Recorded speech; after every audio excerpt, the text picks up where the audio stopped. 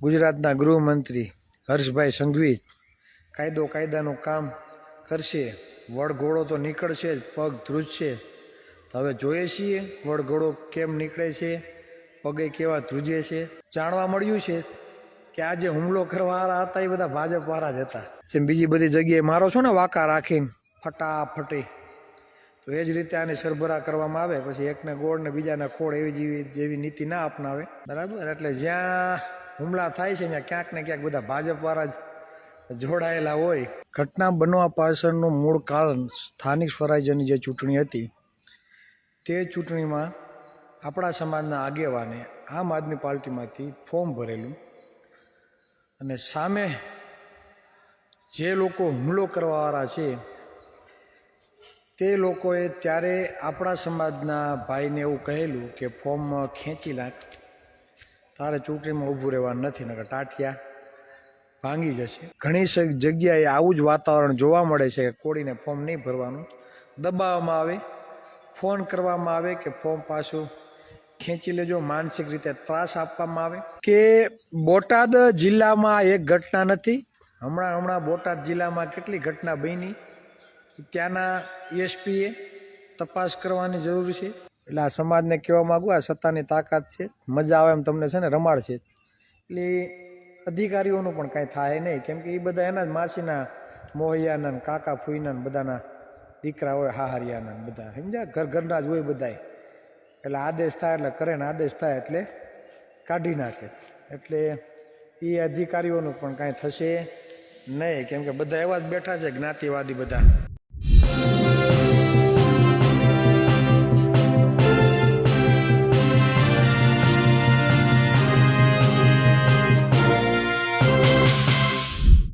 બોટાદની અંદર આમ આદમી પાર્ટીના નેતા અને સ્થાનિક જે સમાજના આગેવાન છે તેમના ઉપર હુમલો થયો।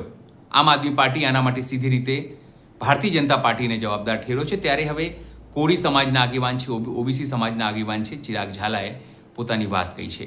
તેમણે કહ્યું છે કે સમાજ જ્યાર સુધી એક નહીં થાય ત્યાર સુધી આવા તમામ પ્રકારના ઘટનાક્રમ થતા હશે। સાથે ભારતીય જનતા પાર્ટી અને ભાજપ સરકારને પણ તેઓએ ચીમકી આપી છે અને ઓબીસી સમાજને એક થવાની વાત કહી છે। નમસ્કાર, હું છું ચિંતામણી પુતણી પટેલ, સ્વાગત છે આપનો અમારા કાર્યક્રમમાં। આવો સાંભળીએ ચિરાગ ઝાલાએ મુદ્દે શું કહ્યું। બોટાદમાં જે ઘટના કાલે બની છે, તો તે બાબતે ખાસ તો તે ઘટના શા માટે બની, ઘટના બનવા પાછળનું મૂળ કારણ સ્થાનિક સ્વરાજ્યની જે ચૂંટણી હતી, તે ચૂંટણીમાં આપણા સમાજના આગેવાને આમ આદમી પાર્ટીમાંથી ફોર્મ ભરેલું, અને સામે જે લોકો હુમલો કરવાવાળા છે તે લોકોએ ત્યારે આપણા સમાજના ભાઈને એવું કહેલું કે ફોર્મ ખેંચી નાખ, તારે ચૂંટણીમાં ઊભું રહેવાનું નથી, નકર ટાટિયા ભાંગી જશે। પણ આપણા સમાજના એ ભાઈએ ફોર્મ પાછું ના ખેંચ્યું, હિંમતથી લડ્યા અને જીત્યા પણ ખરી।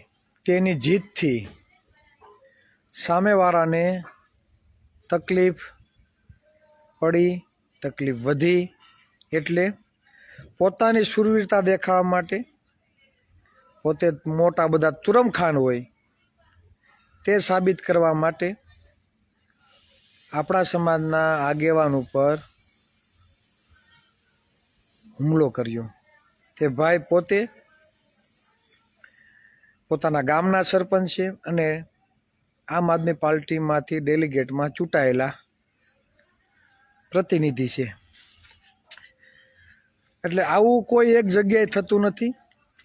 અમે સ્થાનિક સ્વરાજ્યની ચૂંટણીમાં ઘણી સીટો ફર્યા છે, ઘણી જગ્યાએ આવું જ વાતાવરણ જોવા મળે છે કે કોળીને ફોર્મ નહીં ભરવાનું, દબાવવામાં આવે, ફોન કરવામાં આવે કે ફોર્મ પાછું ખેંચી લેજો, માનસિક રીતે ત્રાસ આપવામાં આવે અને લોભ લાલચ આપવામાં આવે। આવું બધું કરવામાં આવે કે તમારે ઊભું રહેવાનું નહીં, કેમ કે એને ખબર છે કે તે જગ્યાએ સ્થાનિક સૌથી વધારે મત કોળીના હોય છે, એટલે કોળીને ઊભું નહીં રહેવાનું, એમ એવી દાદાગીરી આ લોકો કરતા હોય છે।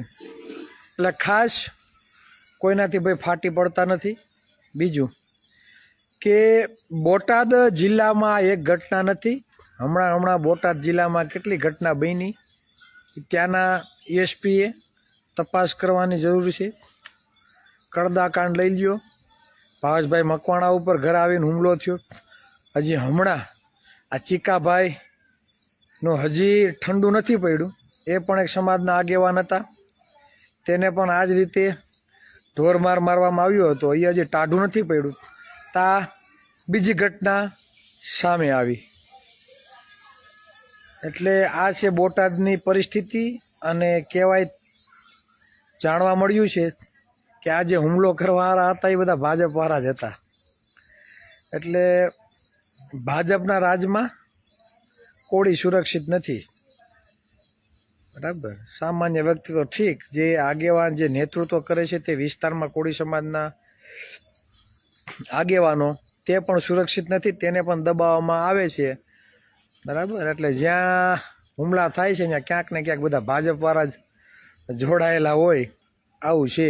એટલે સમાજે જાગવાની જરૂર છે. ખાસ કરીને બોટાદના એસપીને જાણ કરવામાં આવે કે આજ સાંજ સુધીમાં આરોપીને પકડવામાં આવે, સરભરા કરવામાં આવે. બરાબર ને? અને તમારા એસપી સાહેબ, તમારા જે ગૃહમંત્રીએ કીધું છે ને, ગુજરાતના ગૃહમંત્રી હર્ષભાઈ સંઘવી કાયદાનું કામ કરશે. વડઘોડો તો નીકળશે જ, પગ ધ્રુજશે.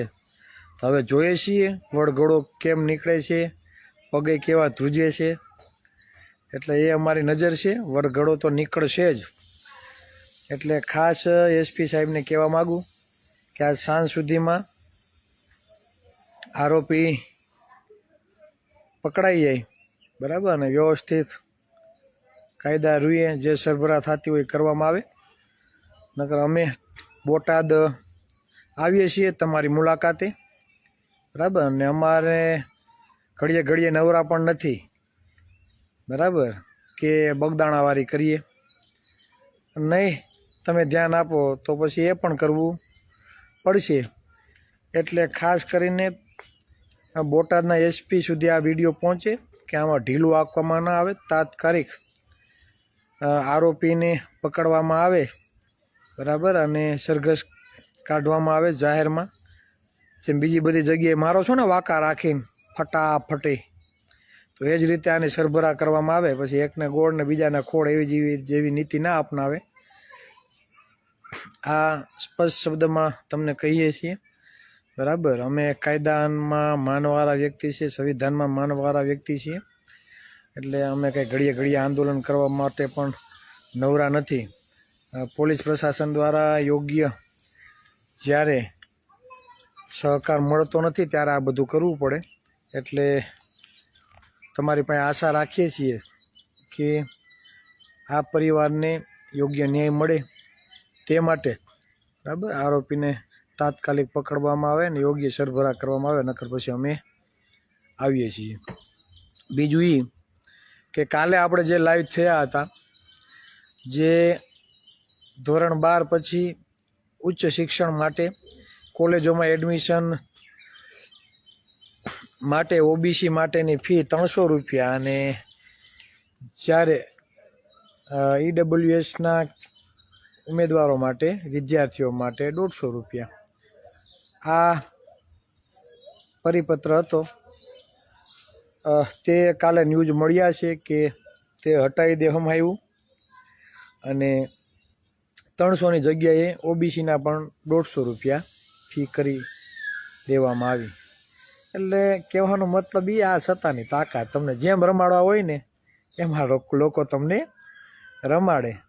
પણ જે લોકોએ 300 રૂપિયા ફી કરી હતી એ અધિકારીઓનું શું? એને કંઈક અલગથી છાપ મારેલી છે? જે અધિકારીઓએ આ 300 રૂપિયા ઓબીસીની ફી જાહેર કરી, તો એ અધિકારીઓ ઉપર કાયદેસરની કાર્યવાહી કરશો કે નહીં? કે બધા તમારા જ છે? કે તમે કીધું એટલે જ આ લોકોએ કર્યું છે, આવું છે? એટલે આ સમાજને કહેવા માગું, આ સત્તાની તાકાત છે, મજા આવે એમ તમને છે ને રમાડશે. એટલે અધિકારીઓનું પણ કાંઈ થાય નહીં, કેમ કે એ બધા એના જ માસીના મોહૈયાના ને કાકા ફૂઈના ને બધાના દીકરા હોય, હાહરિયાના ને બધા સમજ્યા, ઘરના જ હોય બધાય. એટલે આદેશ થાય એટલે કરે ને આદેશ થાય એટલે કાઢી નાખે. એટલે એ અધિકારીઓનું પણ કાંઈ થશે નહીં, કેમ કે બધા એવા જ બેઠા છે જ્ઞાતિવાદી બધા ટણપાઓ, જે ઓબીસીને નુકસાન પહોંચાડવા માટે જેને રસ છે. બીજું એ કે જુનિયર પ્લાનર ક્લાસ 2ની ભરતી, કાલ તમે જે બોક્સ જોયું હશે તેમાં BWSનું કટ ઓફ 39.76% એટકું, અને જ્યારે આપણે ઓબીસીનું 43.85% એટકું, એટલે કે 4%નો ડિફરન્ટ. બરાબર.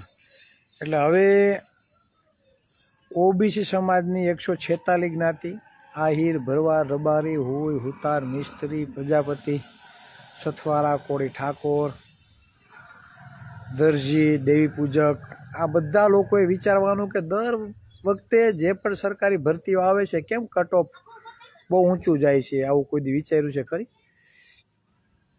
એનું મેઇન કારણ છે કે આપને વસ્તી પ્રમાણે આરક્ષણ મળતું નથી. જેની 10% વસ્તી છે ને હોય 10% નોકરી મળે છે, અને જ્યારે આપણે 60% ઓબીસી સમાજની વસ્તી છે અને આપને હોય 60 સીટ ભાગમાં આવી જોઈએ પણ 60 મળતી નથી. 70% લેખે હોય 70 આપણા ભાગમાં આવે પણ હોય 70 પણ આવતી નથી. જ્યારે 10% EWSને 10% કરતાં પણ વધારે 14, 15, 16, 17, 20% પણ ભરતી થાય છે, એવા દાખલા છે. આ વાસ્તવિકતા છે. તમારું કટ ઓફ પહેલાં જેવું બરાબર કે નીચું અને યોગ્ય આપને અવસર મળે, બરાબર, તેના માટે જો તમારો અવાજ ઉઠાવો હોય તો એક જ આનો રસ્તો છે કે વસ્તી પ્રમાણે તમને આરક્ષણ આપે. બાકી ગમે એવા આડા પાસા ઊંધા ચીતા થઈ જાઓ, તમારા બાળકોની નોકરીઓ ખવાશે અને ખવાશે. તમે ચૂંટાઈને મોકેલા એક પણ ધારાસભ્યની ઓકાત નથી, તેવડ નથી, એક પણ શૂરવીરનો દીકરો નથી કે તમારા માટે અવાજ ઉઠાવશે. આ મગજમાં ખૂતાડીને બેસી લેજો. જે આગેવાનોને તમે વિદ્યાર્થી ઇનામ વિતરણ કાર્યક્રમમાં સન્માન આપવા બોલાવો છો તો એક પણ તુરમખાનનો દીકરો આ જેટલી પણ નોકરીઓ ખવાય છે તેના બાબતે એક પણ અવાજ ઉઠાવશે નહીં. કેમ કે એણે એવા પટ્ટા પક્ષોના પેડા પહેરેલા છે જે ગુલામીના છે, જેને સમાજ હારે કોઈ પણ જાતના કાંઈ લેવા દેવા નથી, અને માત્ર ને માત્ર પોતાના પક્ષો હારે લેવા દેવા છે. જો સમાજ હારે લેવા દેવા હોત તો એટલા અન્ય અત્યાચારો થાય, એટલી નોકરીઓ ખવાય, તો તેના માટે મેદાનમાં આવ્યા હોત, વિધાનસભામાં બોલ્યા હોત, પોતાના મોડી મુંડને તાણીને કીધું હોત કે અમારા સમાજની નોકરીઓ ખવાય છે, આનું કંઈક કરો. બાકી આ રહ્યા અમારા રાજીનામા. આવું કહેવાની કોઈનામાં ઓકાત, કોઈનામાં તેવડ નથી. બરાબર. આ મગજમાં ઉતારી લેજો. અને જ્યાં સુધી વાસ્તવિકતા ઘર ઘર સુધી નહીં પહોંચે ત્યાં સુધી કોઈ વસ્તુ થવાની નથી. કેટલી નોકરીઓ આપણા સમાજની ખવાય છે તે ઓબીસીના ઘર ઘર સુધી નહીં પહોંચે ત્યાં સુધી તમારે મજૂરી કરવાનો જ વારો છે, કોકના ભાગ્યા રાખવાના જ વારા છે. ટાઢ અને તડકામાં તમારા બાળકોના ભવિષ્ય માટે, બાળકોના શિક્ષણ માટે તમે જે કાળી મજૂરી કરો છો ને એ જ કરી રાખવાનું છે. પણ તમારા બાળકોના ઉજ્જવળ ભવિષ્ય માટે તમે જે સપનાઓ જોયા છે તે પૂરા થશે નહીં. આ વાસ્તવિકતા છે. તમારે સ્વીકારવું હોય તો સ્વીકારજો, અને ન સ્વીકારવું હોય તો કાંઈ નહીં. અમે તો સમાજને વાસ્તવિક રીતે જાગૃત કરવા માગીએ છીએ. એટલે કદાચ સમાજ સૂઈ જશે ને તો અમે પાણી નાખીને એને જગાડવાનો પ્રયત્ન કરશું. અને હું ટૂંક સમયમાં જ ઓબીસીનું કટ ઓફ શા માટે અપ જાય છે, અને ઘણા લોકો એવું કહે છે કે વર્ગીકરણ કરો. વર્ગીકરણથી સમાજને કેટલું નુકસાન છે ને એ પણ હું તમને એ વિડીયોમાં જણાવીશ. અને હું એ વિડીયો બનાવવાની ટ્રાય અને કોશિશ કરી વિસ્તારથી સમજાવવા માટે. તો ફરી પાછા મળીશું. જય સંવિધાન, જય ભારત, જય ઓબીસી સમાજ. જે રીતે આ તમામ પ્રકારના હુમલા થઈ રહ્યા છે તેને લઈને આપ શું વિચારો છો જરૂરથી મારા કોમેન્ટ બોક્સમાં કોમેન્ટ કરજો. એ સિવાય અમારી યુટ્યુબ ચેનલ લાઈક કરો, સબસ્ક્રાઇબ કરો, બેલ આઇકન દબાવો. સાથે અમારી વેબસાઇટ છે www.gujaratplus.in, ત્યાં પણ જઈને તમે વધુ અપડેટ થઈ શકો છો. અત્યારે માટે બસ આટલું જ. નમસ્કાર.